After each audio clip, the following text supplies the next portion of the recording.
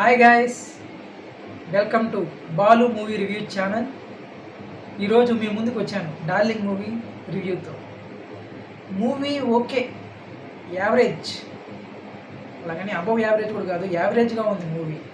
దానిలో ప్రియదర్శి గారు హీరోగా చేశారు, నభా నటేష్ గారు హీరోయిన్గా చేశారు.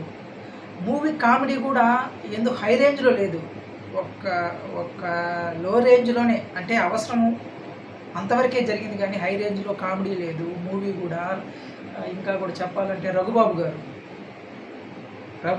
గారికి ప్రియదర్శన్ గారికి మధ్య జరిగిన ఎమోషన్ సీన్స్ కానీ అవి లైట్గా కనెక్ట్ అవుతాయి, కానీ మరీ అంత అని కూడా చెప్పలేము.